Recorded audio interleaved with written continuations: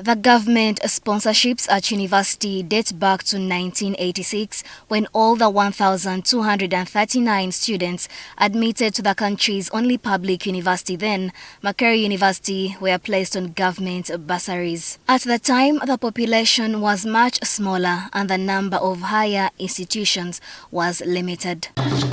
In 2005, government expanded university sponsorships to 4,000 slots annually, a figure that still stands today. Of these, 1,000 slots were reserved for affirmative action categories. Out of the 1,896 slots were allocated under the district quota system, 64 reserved for persons with disabilities and 40 for sports persons, leaving 3,000 students admitted under the centralized merit-based system.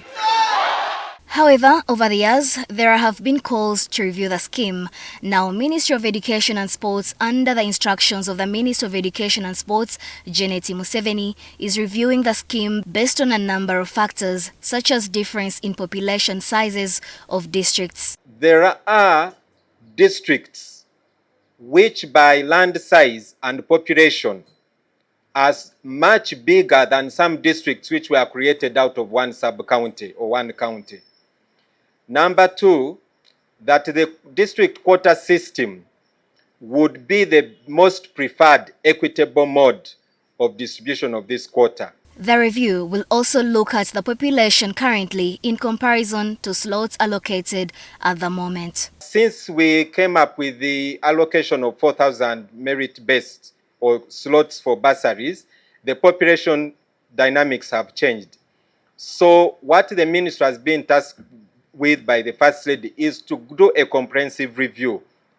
Part of that, I guess, there could be proposals of increasing the slots just from the 4,000 to whichever number, we don't know yet. But again, this is a policy issue that has financial implications.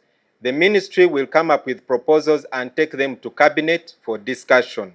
Mujimba made the remarks while addressing the media on the achievements of the NRM government in the education sector ahead of President Yoweri Museveni's swearing in. According to the Ministry of Education, Uganda has registered growth in the education sector over the past 4 decades, such as in the number of institutions and learner enrollment. Government says the number of education institutions has grown from about 7,600 in the 1980s to more than 79,000.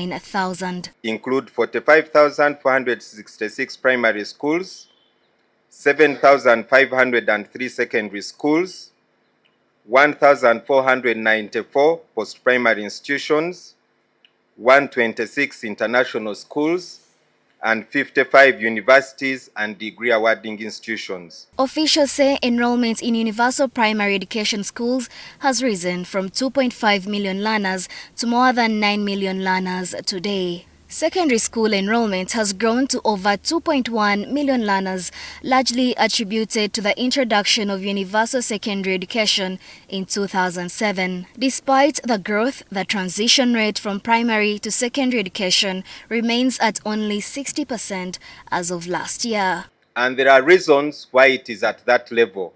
By 2015, we counted with the local government how many sub-counties did not have a public secondary school.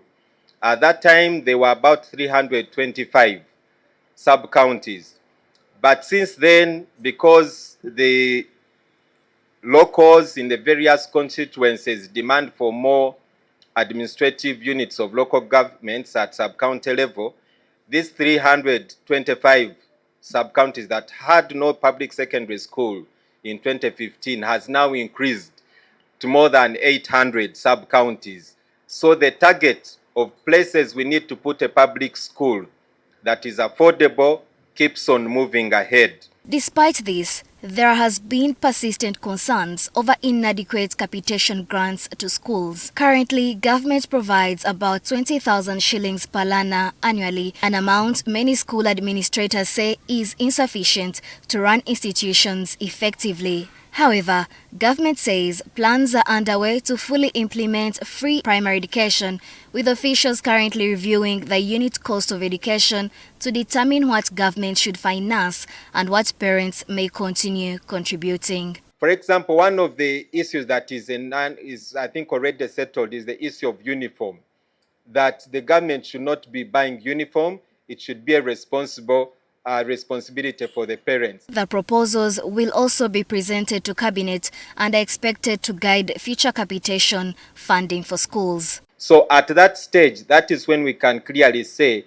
the capitation grant will be this much. But still, infrastructure challenges remain. In many parts of the country, some learners are still studying under trees, sitting on dusty floors, and lack access to desks and sanitation facilities. Government insists resources have been allocated to improve school infrastructure under school facilities grant, but accuses some local governments of sabotaging government plans. This grant is supposed to be utilized by the local governments at their discretion to prioritize which primary schools are badly off and they need additional infrastructure. Because one time we worked out the amount of money Chira municipality had received as school facilities grant. Ideally, there should not be any primary school, public primary school in Chira municipality that does not have enough benches or desks for learners. But you go to Chira primary school next to the police station, they don't have benches. There are classrooms that don't have desks. So what do?